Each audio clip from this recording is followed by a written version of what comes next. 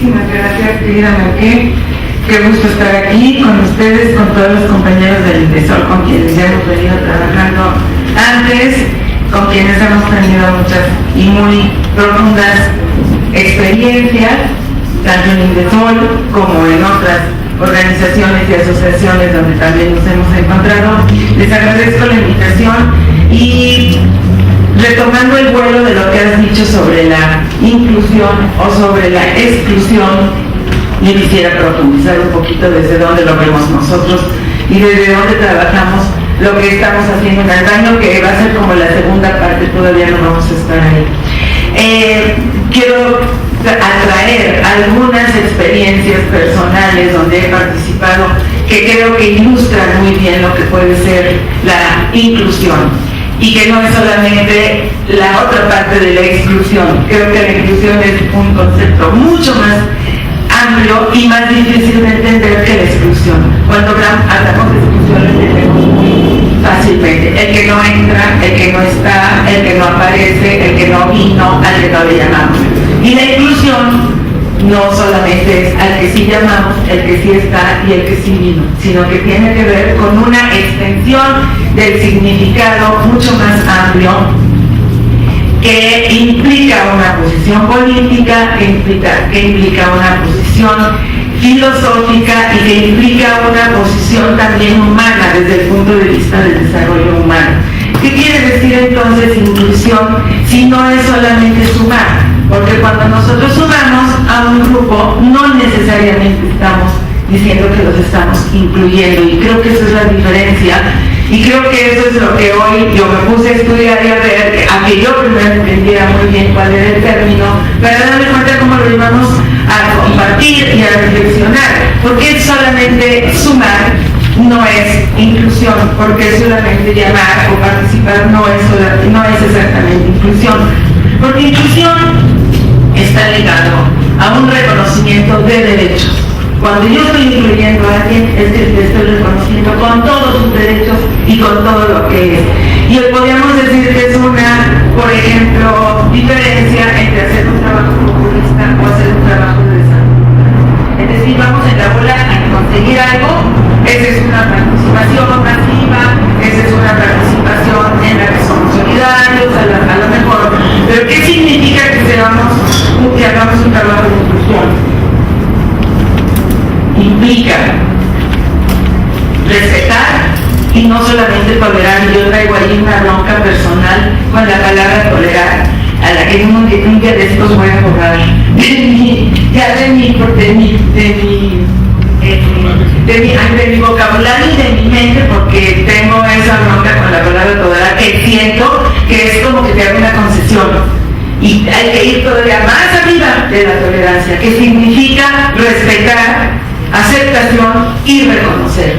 Y cuando yo tolero es como que te aguanto, ¿no? Bueno, pues aguantemos, los toleramos a los niños latosos. Pues sí, no hay de otra, a la suegra la toleramos. Pero ¿qué significa respetar? ¿Qué significa reconocer? ¿Qué significa aceptar con todo lo que la otra persona es? Me guste o no me guste, esté de acuerdo o no esté de acuerdo. Y me parece que esos son los principios que nos llevarían a entender desde dónde tenemos que trabajar un programa de inclusión. ¿Y para qué? Porque la otra pregunta, que aquí funciona un poquito como coaches, casi nunca nos decimos por qué, sino qué es lo que nos lleva a esto y para qué. ¿Para qué incluimos? Pues para hacer los cambios que requieren, para tener un sistema de justicia donde participen todos y para tener políticas públicas donde todo el mundo se vea reflejado en igualdad de condiciones por las oportunidades que tienen para participar. Desde esa perspectiva, quiero comentar 3 experiencias. Porque además aquí todos vamos a hablar más o menos de lo mismo y yo pongo ahí como la semillita porque creo que sí tenemos que trabajar mucho filosóficamente, psicológicamente y humanamente o pedagógicamente lo que significa inclusión. Esas 3 experiencias que quiero platicar es, primero, y quiero hacer pues un reconocimiento y una efemérides. Hace 25 años algunas de ustedes, como Yolo, como Marqué, estuvimos formando un grupo como nuevo, diferente, innovador, que se llamó y que se llama Mujeres en Lucha por la Democracia, justamente el 8 de agosto de hace 25 años. En ese grupo yo aprendí muchas cosas. En primer lugar, a aceptar lo que era el feminismo, porque yo me declaraba como no feminista, porque no sabía, porque a mí no me había pasado lo que a las feministas les habían pasado, y no es un problema personal, es una posición política de luchar por los derechos de todo el mundo, no de los míos.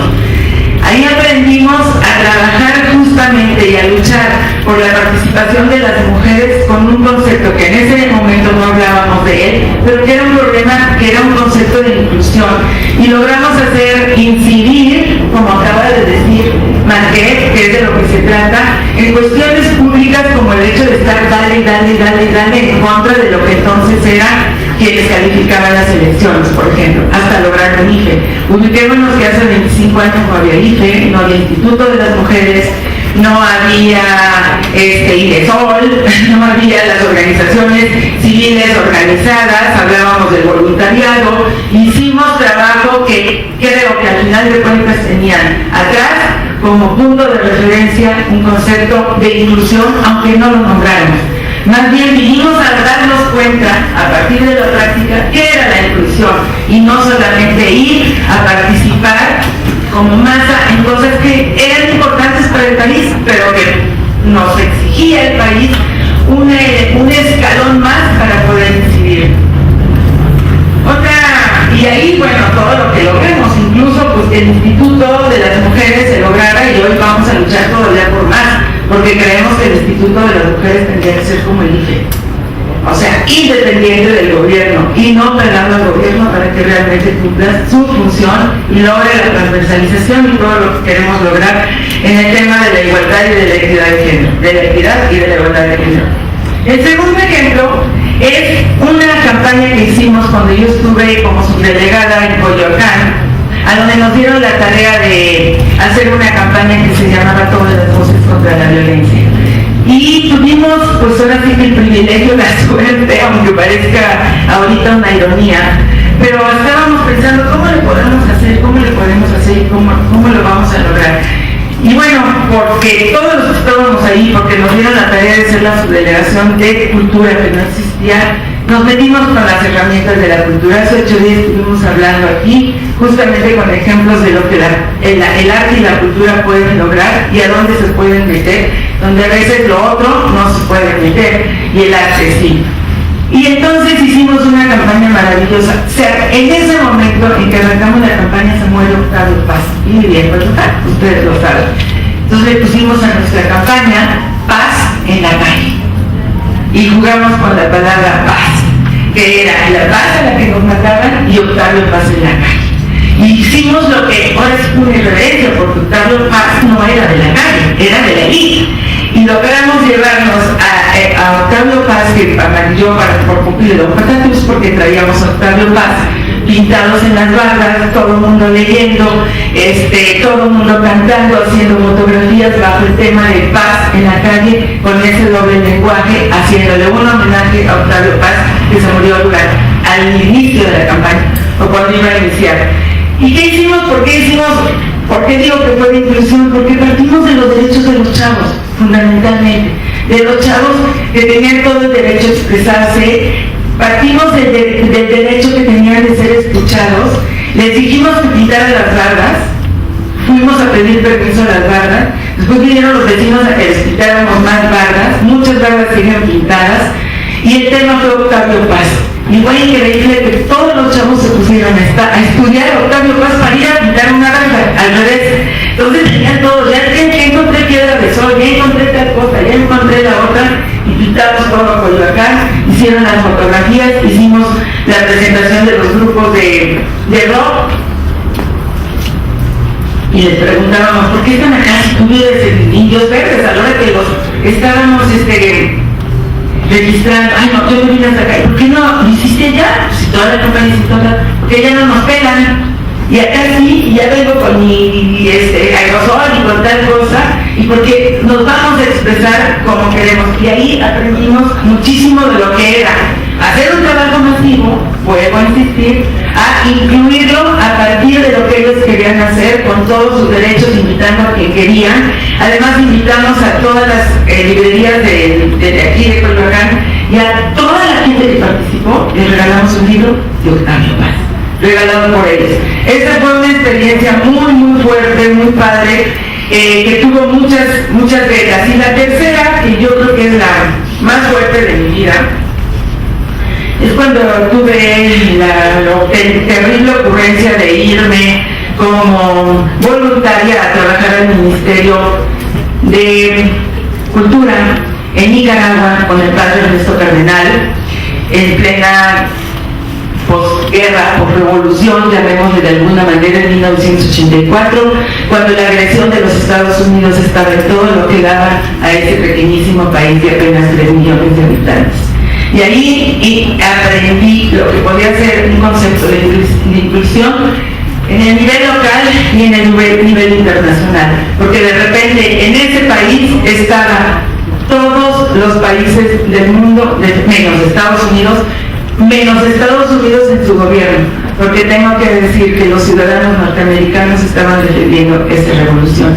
Y me tocó, por ejemplo, conocer a Susan Sarandon al frente de un grupo de mujeres, madres y esposas de veteranos de Vietnam, que se fueron a meter al mar de Corinto para que no estallaran las bombas que habían puesto ahí. Cuando 2 meses antes habían hundido un barco mexicano petrolero con todo el petróleo que llevábamos como país a Nicaragua.